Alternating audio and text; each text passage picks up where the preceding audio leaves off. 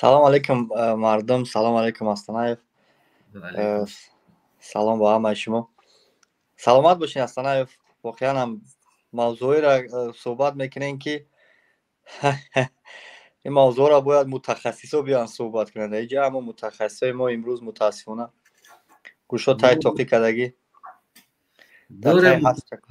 متخصص دور متخصص ها بچورو کوشش میکنن یک حرکت کنن شاید یا که فراموش کردگیان که کسبشون چی بود. شاید موضوع تو نفهمیدم، من نبودم در اولی برنامه. موضوع ما اصلا این بود که طول 30 سال میشه و قریب، یعنی کلا همه تاجیکستان انا آهسته آهسته از همون چیزی که گرمی دهنده یعنی اتاپلینی میگفتن با زبان روسی، همون تست کاتلنی هایی که بدن در مکتب ها بدن، در شهرها بدن، رایون ها بدن و یعنی چستا دا بدن، بعضی هاش الهیده از خودش مایده، بعضی از مکتب ها از خودشون بدن الهیده. شهر نوحیه ها با کلانتر داشتن، همینا کار میکردن و هم طریق کومور. اما این مردم در پیش امام علی و در پیش خدا چی گناه کرده بودن که همه چیزا آهسته آهسته آهسته از بین برد امام علی، یعنی که نابود شد. خیلی میگیم گاز ازبکستان بود، ما که یا همه کوموری بدن.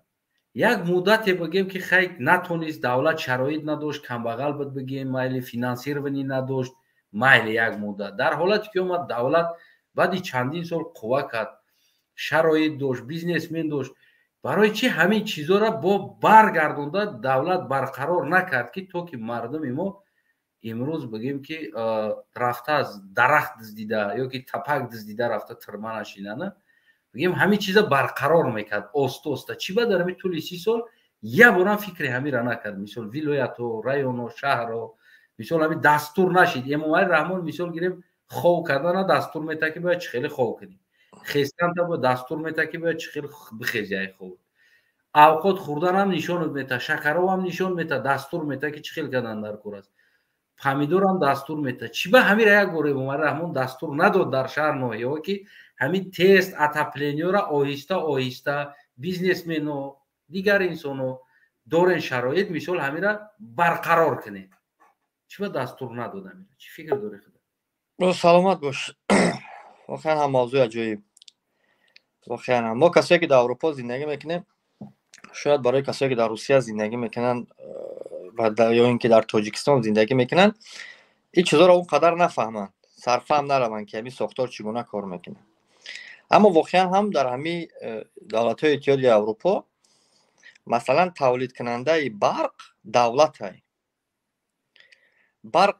دولت برق تولید میکنه یا اینکه از هر کجایی که میخرش میارش در همون مرکز تقسیمات برق و در شهر نوحیه ها شرکت ها میخرنش.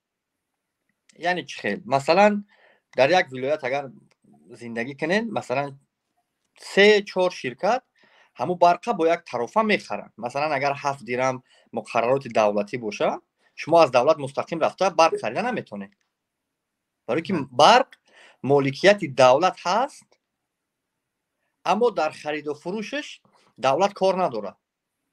چیکارش میکنه؟ میگیره در شرکت های مغازه، در شرکت های مثلا شرکت های سیم کارت فروشی، در شرکت های کمپانی موبیلی تلفن، در همین شرکت ها تقسیمش میکنه و این شرکت ها طرفه فکر میکنن برای خودشون. خیلی که مثلا برای یک سیم کارت واویلون میخری، میتونی ماهانه 40 تومان بسپاری، اینترنت استفاده بری، 10 گیگابایتی استفاده بری، مثلا اختیار داری. همین را میگیرن طرفه میکنن و برای مردم پیشنهاد میکنن و مردم حق انتخاب دارن. مردم انتخاب میکنن هر کمبود و کستگی که میشود در همون نوحیه، شهر، رایون، دولت اصلا به هیچ سر کار نداره. همون شرکت میره و تعمیرش میکنه و از عهدهش خوب میبروه به خاطر که درآمد خوبه. اما متاسفانه ساختاری که در تاجیکستان کار میکنه، یک جمعیت سهامی خولدینگی برق تاجیک، یک جمعیت،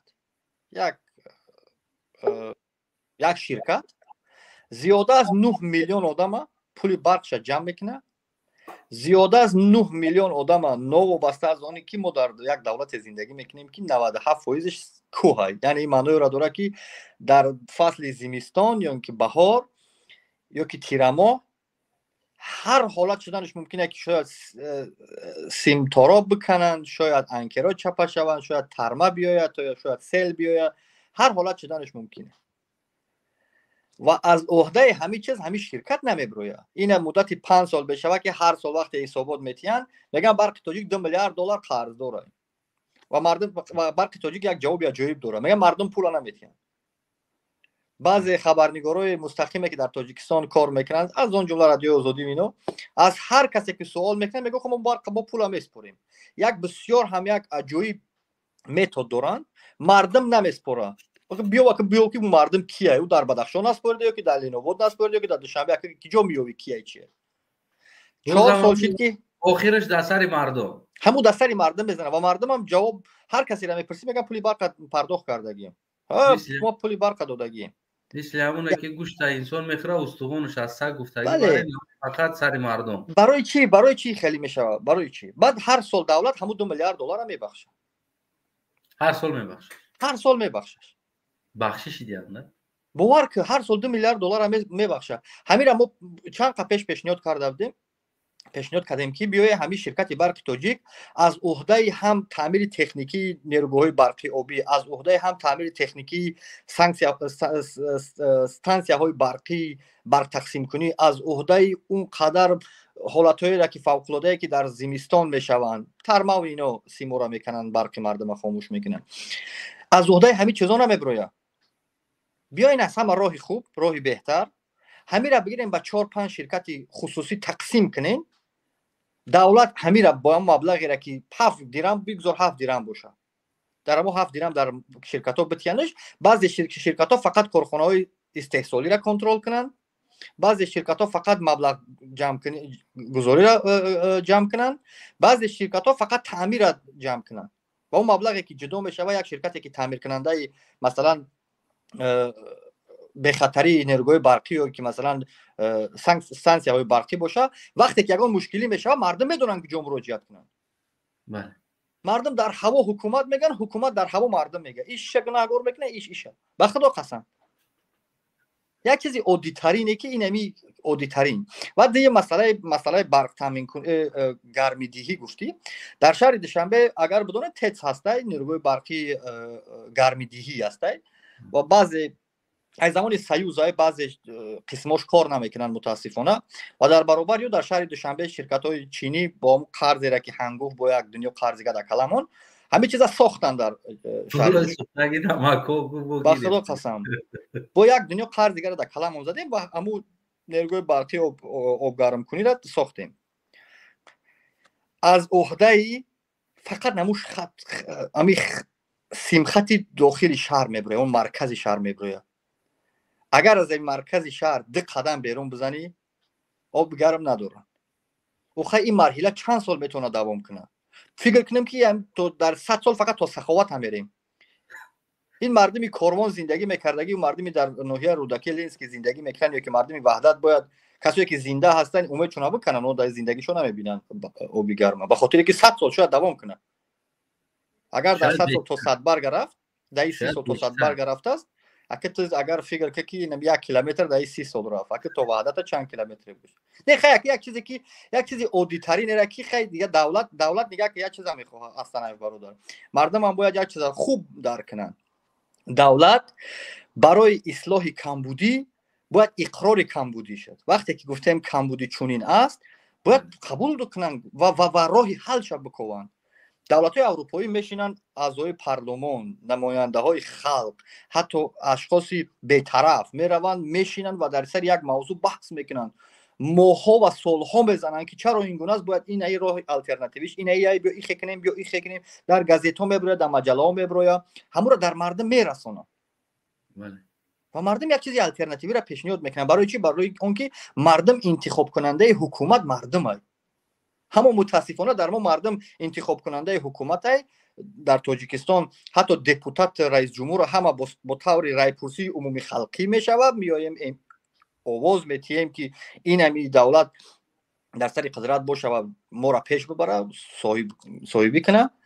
ҳар вақте ки ҳамон интихобот тамом шуд, ҳамаи коғазҳо зери коғаз мемонанд. охир дига мушкилиёро бояд ҳал кунем ва бояд аҷибиш бародар азими аҷибиш ин аст ки ма якчанд интихоботҳои ҳамон бигем ки дохилӣ, яъне ки районо бигем микрорайоно бо барои худшон раиси маҳалла ва дигар чизо ва чикаузки барои худшон ман чандташта ширкат кардаги ҳастам. аз ҳама аҷибиш ин аст ки ҳамаи инсоное ки ширкат мекунанд дар ҳамин интихобот номошон ҳаст, худшона намебинӣ ки ҳастанд. ӯ раис мешава, бо ай раиси дигим интихобот мерава ку ҳолиам намебинӣ ки ӯ кӣ будам одам, чӣ хеле будам одам. ман инами астанаев ба боварӣ гуфта метавонам ки касоеро ки намояндаи халқанд дар маҷлиси олӣ, маҷлиси намояндагон, ино як функсия доранд. масалан аз шаҳри Кӯлоб дар ҳавзаи интихоботӣ, масалан як райони Кӯлоб ё ин ки шаҳри Душанбе ё ин ки масалан Панҷакент, ҳар киҷое набошад, аз як ҳавзаи интихоботӣ аз ҳизби халқии демократӣ як аз пешбарӣ мешава.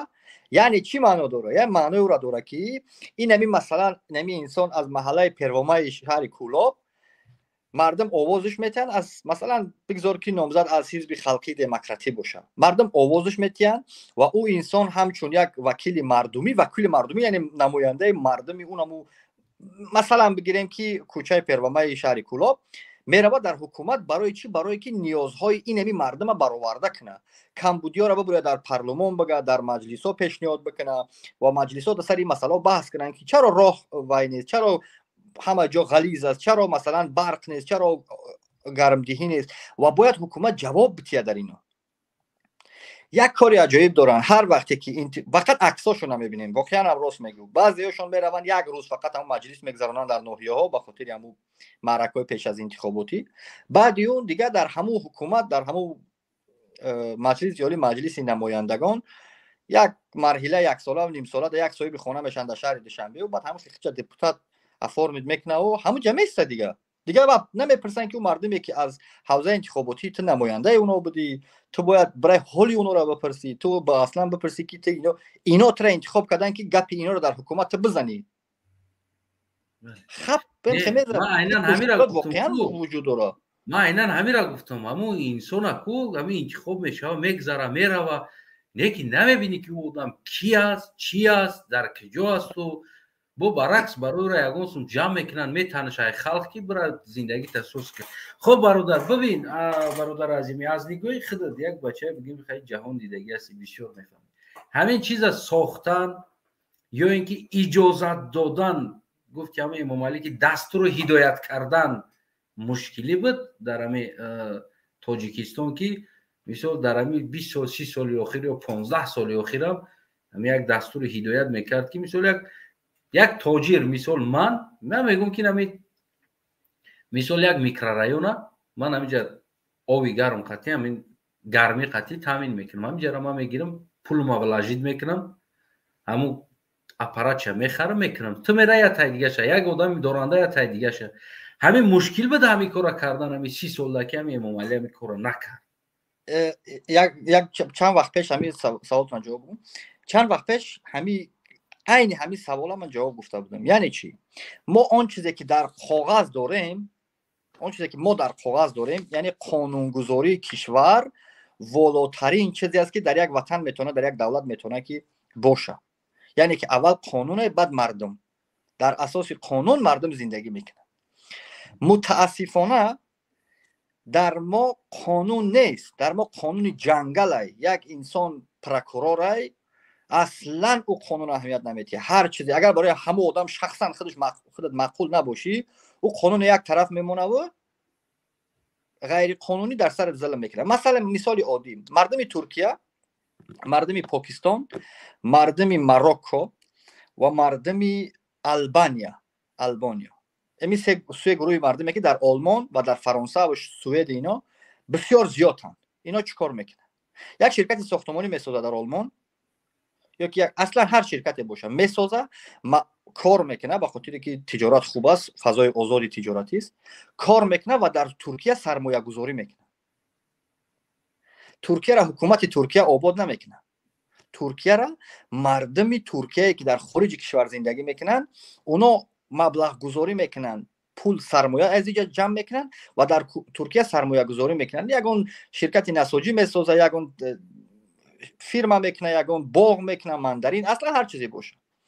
یک چیز میگن گارانتی بانکی، متاسفانه در تاجیکستان نیست. مرد این مثلا پگه فردا خود $10,000 در بانک روان که به نام یگان کس کمیته امنیت دولتی ملی و که شعبه کارهای داخلی و این که مثلا کروپسیا نمیفهم کی میره فریاد میکنه میشنوه این سومه یک جای این سومه چیکار میکنه شما 10,000 میدونید $10,000 تیا آدمی کم بغل چیکار میکنی این سومه تو گومش میکنی به همون پولا نمیتیاد.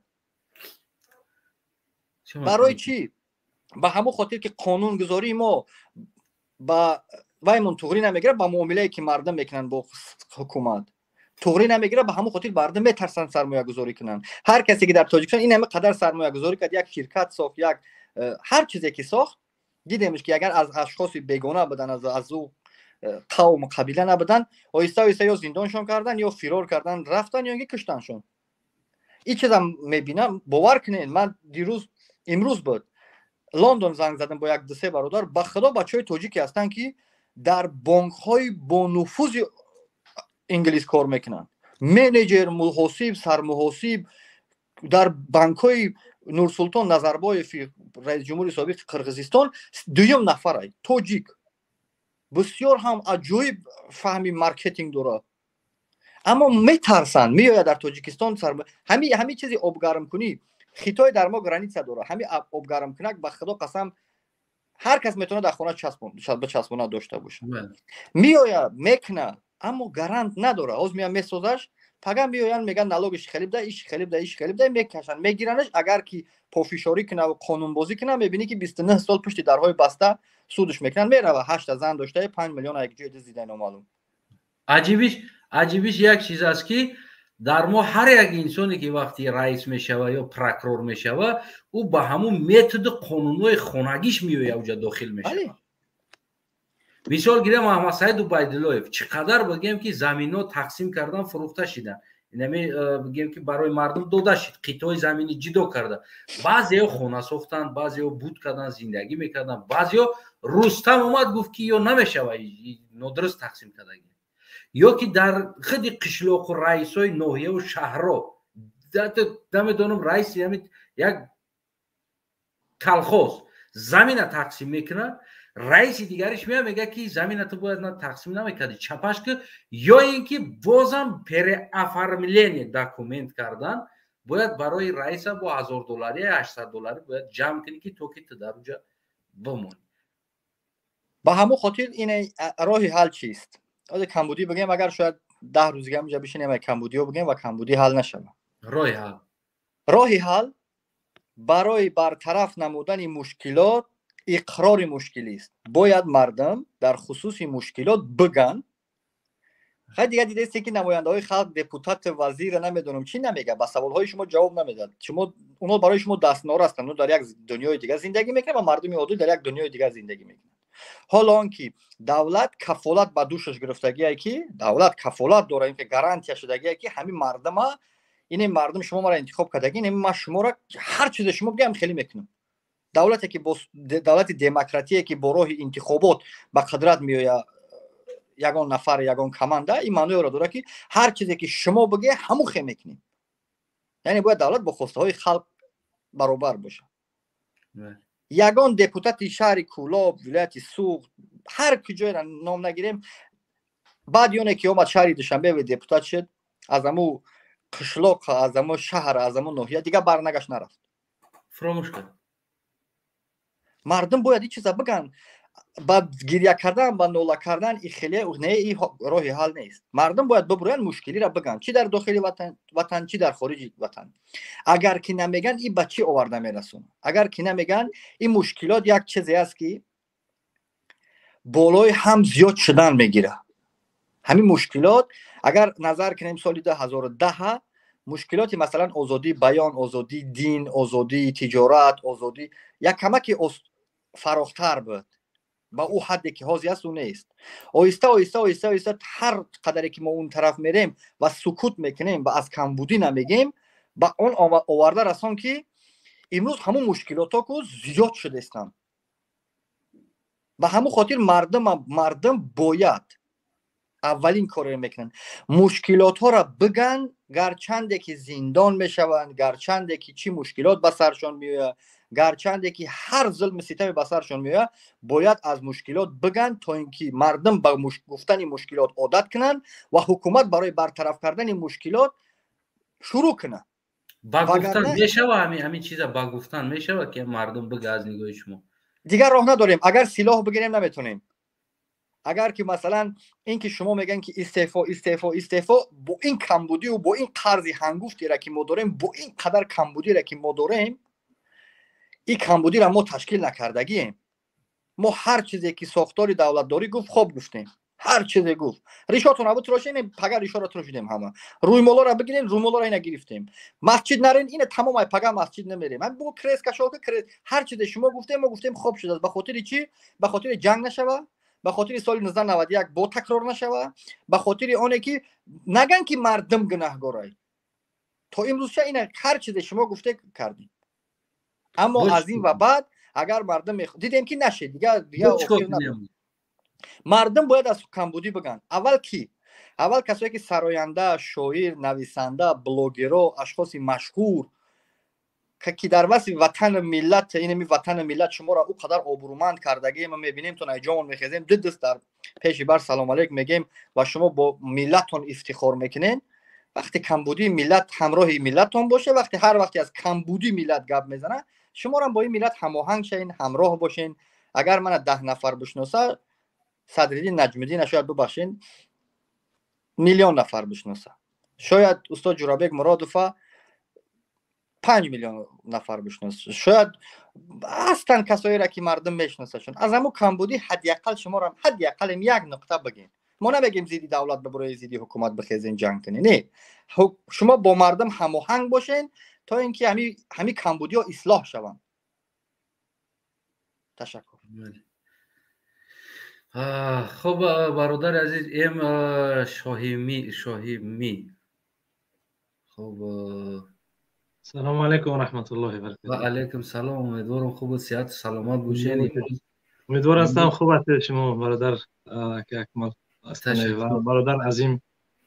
بسیار نکته های مهم ذکر کردن راستی که من چند نکته های میگم گفتم برادر لکه ماشاءالله از ما بیشتر. شما تکرارا بگید. ما بحث ما سر همون بالای گرمدهی شهر دوشنبه است که ما چندین سال میشود. فهمیدم.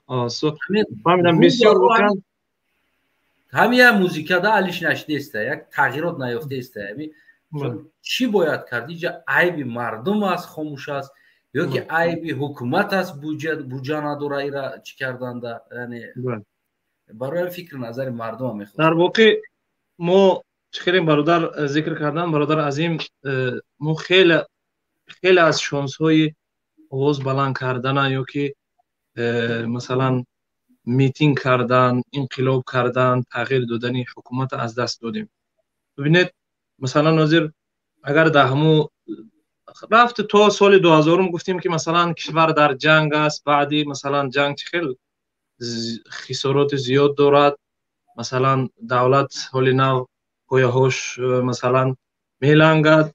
من همین تا سال 2000 ما باور کردیم، مثلا گفته بودن که ازبکستان یکی از دشمنای خارجی ما بسیار شاید هر لحظه هجوم کند. بعدی ببینید ما در سال 2021 شهروندان تاجیکستان حالا هم درباره تامین آب، تامین گاز، تامین سویت باور کنید برادرها، من یک مدت کوتاه در همین کشورهای آفریقایی بودم، یعنی همین عقب مانده ترین کشورهای آفریقایی هم باور کنید همینجا همین مشکلات برق و سویت و آب و گاز همین چیزا مشکل نبود. باور میکنید همین یک سیستم ماندگی که همون لامپ ها مثلا در آفتاب ضریت میگیرد، همه جا روشن، همه جا گرم، همه جا اصلا باور کنید امکانیت نداشتم که همون چیزهای مثلا چی میگم صورت بگیرم یا که نوار کنم، برای که راهگذر بودیم مثلا بعد امنیتی کامل نبود. ولی بسیار باور کنید حالی بعضی کشورهای افریقایی میگه حالی که کشورهای اروپایی کشورهای آسیایی یک طرف هستند، حتی در همون کشورهای افریقایی هم حاضر شرایط اجتماعی مردم خیلی باور کنید از تاجیکستانی ما و شما بهتر و خوبتر. باور کنید در چند کشوراشو میدونم همین یک کم تر مشکل شد که پگاش الکی ساعت 12 اعلام میکنن در فیسبوک در همه جا که نزد قصر ریاست جمهور یا نزد پارلمان چی میکنه میتینگ. برادر همین سیستمی که شما گفتید ما همین سیستم رو در قزاقستان دیدگی هستم. یک پوستین یا در رفتیم یک چول، یعنی که چول است همین دو طرف راه شاور گذاشتیم سوید داشت. بعد فردا روزانه گشته اومدن ده اهمیت دادگی بودم ما همونجا در یک جا ایستادیم. همین استالبا بالای همون سویتری طرفش یک هم چورکنجا ای آفتاب نور میگرفتگی هست، ضریار میگرفت. پایان ده همون ویخی استالبا ده یک چمدان کلان بود. یک تاشه تعمیر کرده است بودن. من همونجا پرسیدم چی است؟ گفت که این همون اکومولاتوری است که روزانه تا همون شب قوا میگیره، شب که تاریک شد اتوماتیک خودش در میگیره، اینا کسی اومده در نمیته، همین چیزی که تاریک شد این در میگیره خودش. گفت این سیستم همون هست. بله من دیدم. نظر اول من فکر ما همین است که مردم حال و هم مردم تاجیک خودم و هم دیاران هموطنی خودم حال هم شانس داریم، حال هم قلاب شکنی کردن در کار. اونایی که مثلا ببینید حکومت یک پیام دارد، همین حرکت میکند که قضیه من مثلا از قضیه شما را از این برادر عظیم یا قضیه برادر عظیم مثلا از قضیه عزت امان قضیه برق از او حرکت میکند که همینا عدل حل کند. مثلا یک نفر یک طرفدار عزت امان آواز بلند میکند میگه که آزادی با عزت امان یا که رهبر مرکز تاجیکان عزت امان آزاد کنه. یک کاری میکنن که تمام قشر جامعه میگن که شما با قضیه عزت امان کاردار نشوید، برای که اون قضیه همون قلابی و مگرم دزدی و دیگه چیزا هست، یا که زید سید باشد یا بزرگ مهریار باشد یا مثلا برادر حزب نهضت باشد یا مثلا از قضیه برادر 24 گروه 24 مثلا شوبدین بدل و رحمت جان دیگر برادرایی که در روسیه بازداشت کردن بردن. ببینید اونایی که در داخل هستند مثلا مردم وطن هم دیاران و هموطنان خود ما که در داخل هستند، اونایی که اصلا همه قشرش جدا معلم جدا، ملا جدا، دکترش جدا، دهقانش جدا، همه را جدا غلام کردن. حتی اونایی که در خارج هستیم مثلا مهاجرای مهنتی، مهاجرای سیاسی، مخالفین دیگه قشرهای جامعه، همینا هم حتی نمیگم که 100% ولی چند درصد همین ورسی حکومت باور میکنیم. چه خیلی باور میکنیم. مثلا میگن که با قضیه عزت همون چی نکنیم، برای که او چند نفر رو در روسیه مثلا فریب کرده، رفت و فریب هم کند. مثلا اینجا قضیه آزادی بیان میرود، قضیه دموکراسی میرود، قضیه یک کنستیتوسیا میرود، قضیه یک دولت یا ملت میرود، درست؟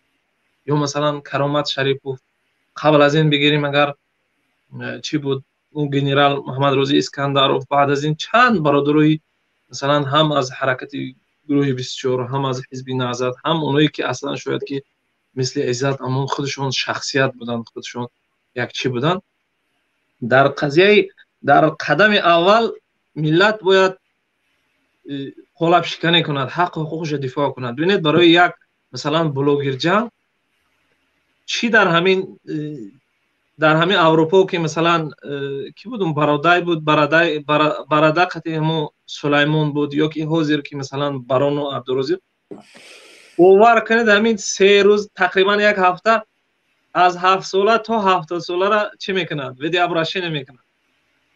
برای چی همونا نمی بیان؟ مثلا برای آبشان، برای نبودن آب، گاز، سویت، جای کار، سیم کارتا، قیمت شدن اینترنت، گرمی دهی، هوا دهی، دیگر مشکلات روغن چیزی که فرزندش میخواد. بله. جواب نزد. چیزی که بله چیزی که 24 ساعت استفاده میکنیم مثلا قوت لایه مثلا روغن آب گاز دیگه چیزا ببین برای این همه خاموش همه مهری خاموشی و لب حکومت میدوند حکومت حل میکند گویا که همین بغیر از حکومت دیگه همه مردم تاجیکستان گناهگارند اوباشند دزدند این اصلا امکان ندارد که یک ملت با این قدر سیاستمدارش با این قدر ژورنالیستش با این قدر معلم و ملا و زیایی و چیاش همه گناهگار باشند همین از رئیس محله تا رئیس دولت بیگناه باشند موسیقی بیگناه باشند اینجا دوستم تا جای البته حکومت گناهگار اول و آخر حکومت گناهگاره برای که مسئولیت یک ملت بر دوش خود دارند و در بعد از حکومت البته ملت هم گناهگار است که ببینید از حق حقوق خودش دفاع نمیکنند همین قضیه فروشی پرونده فروشی یا وقتی یادتون باشد اگر سال 2008 بود 9 بود برادرای تبلیغیت در همین تاجیکستان مظلومانا گرفتن ممنوع کردن گوسود کردن زندان پرتفتن دیگه همه مسلمانای تاجیکستان سیاسیش غیر سیاسیش معلم و ملاش و همه قشر جامعه خاموشی بلب کردیم بعد یک سال بعدش بود برادرای سلفیه گوسود کردن تو رو پرتفتن همشون 4 سالی زندان شدن برآمدن بعد جشن امام ابو حنیفه چند وقت بعد چند عملیاتی خارق و دیگه چیزای کار سال 2012 اخیر اومد سال 2015 حزب نهضت بس بعد از اون مثلا قضیه اخوانیون شد ببینید ملتش خیلی بازی میدونن حرکت میکند که هر یک قشر جامعه عدل شکند هیچ کسی قشر دیگه جامعه هم آواز بلند نکنه همین در قضیه عیبی کیه یا خمیجه عیبی کی است میشه یا تاش میزنه یا تاش خاموش همین ببین ای سال دیگه یک کودک که 17 ساله 18 ساله میشوه ابلاوش میکنه یک سال پیش 18 ساله را ابلاو کردستن 17 ساله خاموش گرفته گشتستن یا که همون جوانی که بگیم که یا که همون مردی که پدری که است فرزندش 17 ساله 16 ساله است در راه میبینه همه ابلاوش ایستاده است یکی خاموش میسته میدونه که بعد 2 سال فرزند خودش 18 ساله میشوه یعنی انا همین حادثه در سر فرزندش میوید دهنش میپوشه برادر عجیبیش داری است که بفرمایید برادر عزیز یک سوال کی برق نداره ملت برق ندارد اوکی کی را ابلاوا میکنن ملت ابلاوا میکنن فرزندای ملت اوکی باید چیکار کنه همین ملت گفتم همین قدم اول قلاب شکنی کنند آواز بلند کنند صدا بلند کنند همین ملت یگان کار نکنه ملت بر ضد حکومت نخیزه ملت حقوق خودش سرقانون جمهوری تاجیکستان والاترین قانونگذاری کشور است یک انسان حقوق به آزادی داره حقوق به منزل داره حقوق به برق داره حقوق به یک زندگی اجتماعی داره ایرا کانستیتوسیا کفالت دادگی وقتی که همین چیزا را که پایمال میکنه یک انسانی سوء استفاده از منصبش باید انسان ها بگن که 20 مینوت همین کانستیتوسیا در تاجیکستان چیکار میکنه یا همین کانستیتوسیا جمع کنیم بریم پرتویم بگیم که قانون جنگل همین کدام زورای اونم زورای درست وقتی که دپوتات برقش نمیمره پروکورور برقش نمیمره اگر بنزین 11 سومه اگر 50 سومون هم شه برای پروکورور سود کارمند ملیسا و امنیت نمیدونم وزیر دپوتات یا که نماینده مردمی با گفتی خودشون برای او اصلا مهم نیست 50 سوم شه 50 سوم میخره 100 سوم شه 100 سوم برای چی برای اعتراض کنه او خودش در همین کار شریکه این ضربه میزنه در سر ملت این ضربه میزنه در سر اینا مردم بیچاره را که معلمان دختران مهاجران یک قشر عادی جامعه دهقانان چوپانان بله وقتی که ضربه در سر او میزنه باید خب نکنن همین هر یک حیوان حتی بزن یک صدا بلند میکنه وقتی که زدن که صدا بلند نکردی خب باید سختت میزنه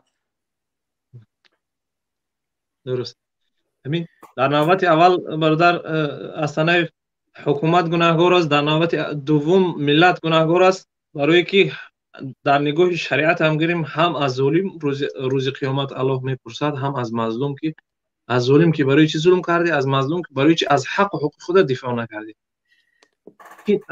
امکان نداشت یعنی امکان ندارد که یک ملت با تمام همین نخبگانش، با تمام سیاستمدارانش، زیایی‌هاش، دیندارش، بیدینش، گفتی گپو معلم و ملاش، یک همه ملت گناهگار. اگر همین باور کنید که همین پرونده ها را جمع کنید یا همین قضیه ها را جمع کنید که همین خلاصه برای تو هم میشه که ملت، همین 99% ملت گناهگارن، فقط همین 1% که حکومت میرانه کنه اونا بیگناه هستن. باور کنید برادر از همه عجیبش ببین، در درون یک ماشین، یک ماشین ده 3 نفر یا 4 نفر میشینن یا 2 تا ماشین میآیند در یک قشلاق بزرگ که در اونجا 80 تا 100 تا خانه هست. داخلش در اومده، ای داخلش بچه‌ای که همون 18 سالن ابلوا میکنن، ای خانه کشیده زده بار میکنن، مردکا ای دیگر در رو که کلاشون هم میبرن میگه بچه فلانی را ابلوا کردن. یکی او انسان نمیدونه که در خونه خودش 3 تا دیگه بچه کلان شده، بعد 1 سال 2 سال یا با ما ابلوا را میشود، پیش راهش نمیگیره، میگه بچه فلانی را کردن. بچه ای را بکنه او میبره میگه بچه فلانی را، او سال بچه ما را ابلوا کرده بودن، این سال بچه ای را کرده است. همین قدر غیرت کرده که 4 نفر یک قشلاق میدره که 80 100 خونه داره، در هر یک خونه یا تای دو تای مرد است، 80 100 نفر موجی در همون جای 4 نفر میدره، فرزند چون اخوت هم میکنه میگیره میره، همه خاموش. گپ در سر این رفته ایستاده است. درست. بله بفرمایید. نه بفرمایید. من فکر میکنم، ببخشید برادر شایمی، من فکر میکنم که حکومت گناهگار نیست. اگر همین حکومت آلمان اگر امکانیتی را که ما دادگیم بتیانکو ای حکومت ما دا بد میکنه، از فرانسه هم این چونی، از امریکا هم این چونی، از همین اصلا مهم نیست که دولت چی نام داره و مردم همه مساوی ان، مردم همه یک خیلن. دروغه که آلمانی نه شاخی دارن نه دم دارن، فرانسویاش هم مثل با آدمن، روسش هم، همه مردم یک نوعن. فقط این نگاه قواره و جوسه و همو چشم پوست یک تفاوت رنگی و تفاوت جسمانی داریم. تمام انسان ها همه یک خیلن. انسان ها حکومت کنترل میکنن، حکومت انسان ها را کنترل نمیکنه. انسان ها در اروپا، در خودمون که در اروپا زندگی میکنی هستن، یک این همه قدر کمبودی از قانونگذاری کشور میشه و در خصوص قانونگذاری کشور در لهستان این هم یک چند ماه پیش یک افضلیت برای دادگاه ها داده بود. انجی دودا امیر رئیس جمهوری لهستان پولشا یک افضلیت برای سودیا داده بود، دادگاه ها داده بود. تمام قشر جامعه در ورشو در میدان بودن، در میتینگو. برای چی؟ برای که وقتی که صلاحیت در یک دادگاه میتی، این معنی را داره که در سری ما مردم ظلم میکنه. به حد اومد که قریب رئیس جمهور را میبردن. وقتی که مردم قانونگذاری کشور را کنترل نمیکنه، از هم میده سر میشه و دایسه است می به سرقانون، از سرقانون میاد به مقامات قدرتی، بعد می خواسته است میشه که تو وقتی که من یک رتبه دارم یا که یک لباس حربی دارم، تو اصلا هیچ کسی اینم میخواهم زندانت میکنم، میخواهم میکشمت، اینم میزنمت، تجاوز میکنم میکشمت. بعد وقتی هر کس هم پرسه که چیکار کنم، میگم دی میتاش چپارتو هر میبرم زندانت میکنم، در داخل زندان میکشمت. بگه چی میگم؟ خلیب خورد مرد. عقلمین از خلیب زهرآلود شدم. می خلیب خورد مرد میگم. خلیب چی خلیب کی دو در یک محبوس مثال میگم.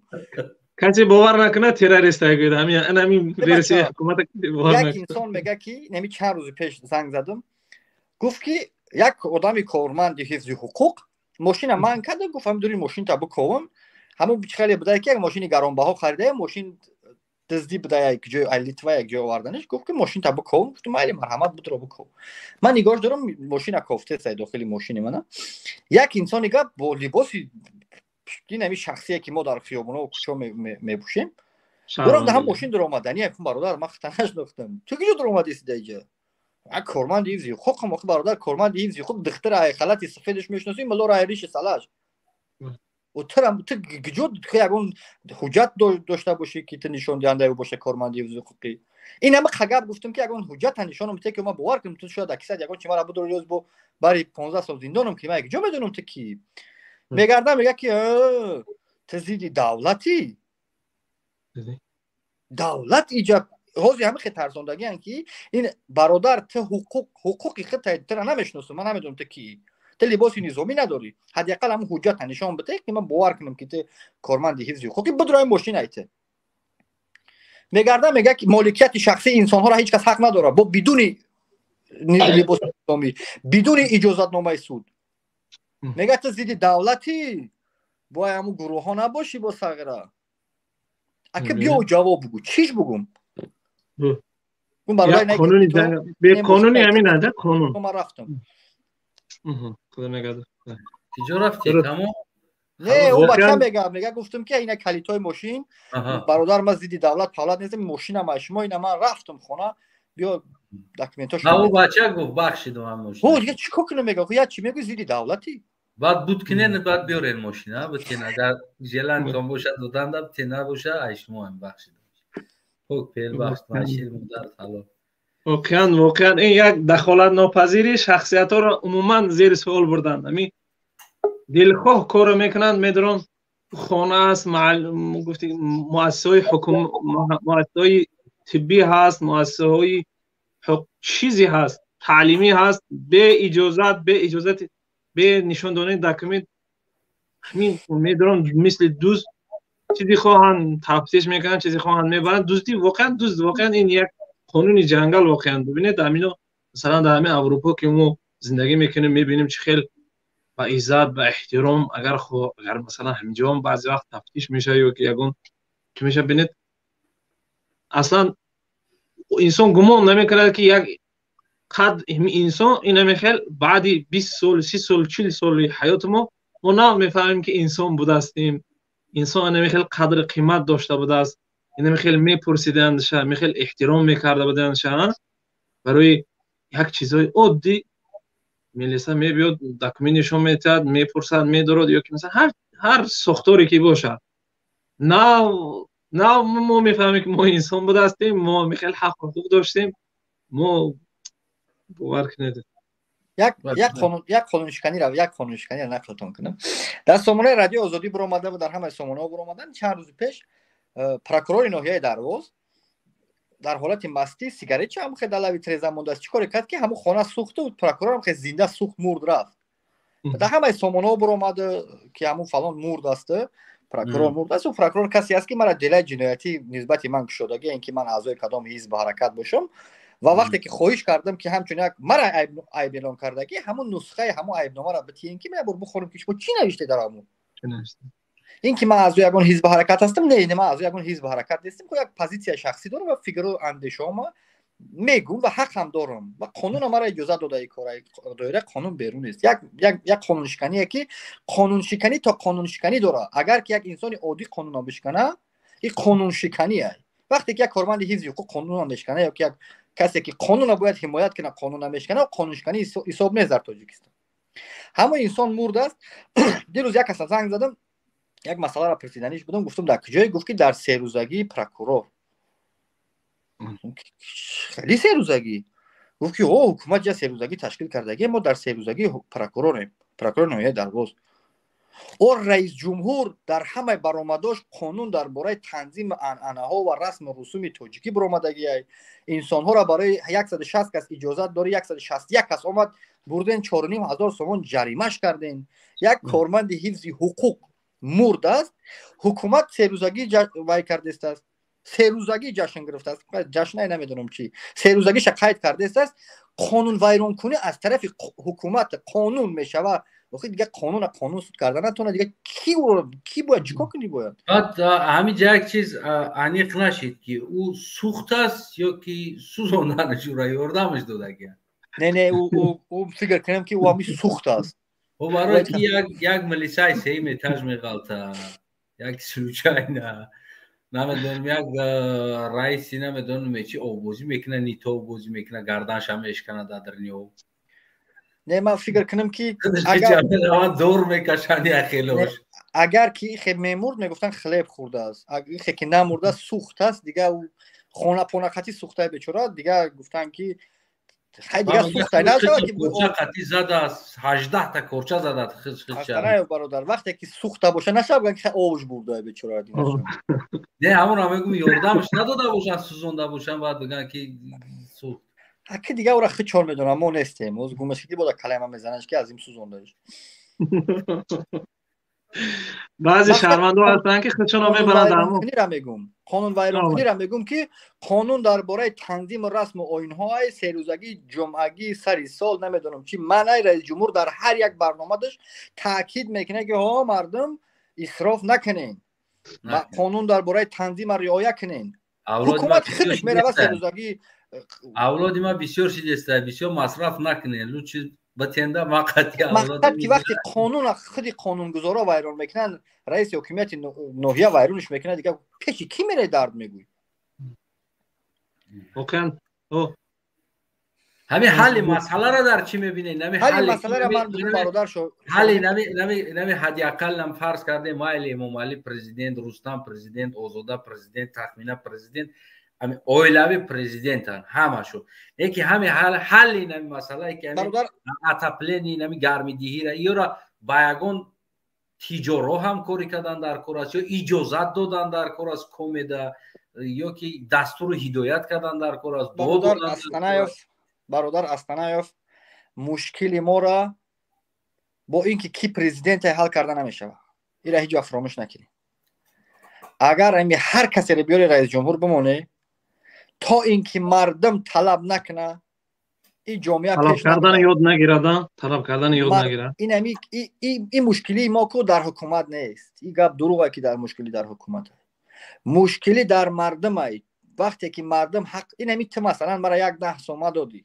من همون 10 سوم را طلب کی نکردی من نمیتونم همیتی که مرا هیچ نگفتی مرا هیچ نگم خط میکنم میرم همیتره یک بار زدم خب کردی 2 بار زدم خب کردی 3 بار زدم خب کردی به ما عادت میکنیم به زدن تو عادت میکنی به شت خوردن همه خشیده تا همو حد تا همون زمانی را که تو بگوی که برادر خیلی بس زدن بس دیگه به همون خاطر مردم اینجا گناهگاره اینجا حکومت گناهگاره اوش این جگان حکومت گناهگار نیست همون قصه ابله هایده همین مردم تو حقش طلب کردن نتونه مردم خنکای هوا خنکای مردم بگی برای چی خنکای حکومت باید جواب بده که برای چی خنکای چی سببی که ما سوید نداریم سببش ده چیه این مردم میگه چی سببی که سوید نداریم میگه در تو افغانستان طالبو پیروارود کردن ایدیوای که سوید نداریم به همون خاطر تو مردم طلب کردن یاد نگیرن زندگی مردم دیگه نمیشه این مردم یک عجیب راهی عجیب یافتگیان این همه قدر مشکلی در سرشون اومد جلو بخشش جمع میکنه پشت میکنه میره ورسیه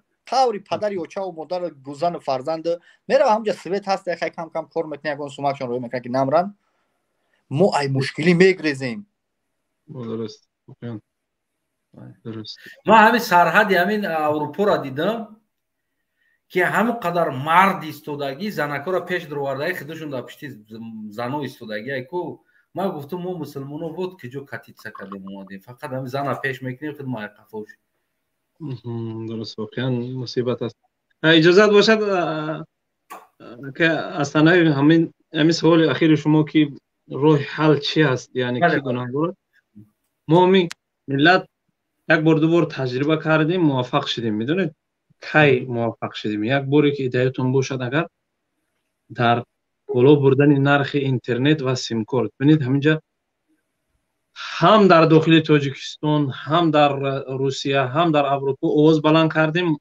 حکومت معنی حکومت در اینترنت ها هست شما خودتون خوبتر میدونید خواندیم که مجبور شد نرخ اینترنت و نرخ سیم کارت رو پایین بیاره خیلی که همین دیروزه که همین 2-3 روز پیش خواستن که آثارخانه استاد صدرالدین عینی از جاش بار کنند و به جاش کیم کدام قصر کوشک یگون چیز بسازند درست وقتی که دیدن که در داخل 1% شاعرها یا که زیادی‌ها ناراضی هستند یا که در اروپا مخالفین آواز بلند کردن یا در روسیه در هر جا ببینید چی گپ شد مجبور شد رئیس شهر دوشنبه رستم امام علی که قانون قرار قبول کرد خواست در به همین باره که خانموزی استاد صدرالدین عینی در جاش ایستاده شد این خودش همین یک دلیل است که ما اینا تجربه کردیم شد برای چی برای بی آبی بی گازی بی سویتی بی گرمیدهی یا که بی مثلا بی پولی بی جای کاری در قضیه ابلا و دیگه چیزا ما تجربه نکنیم،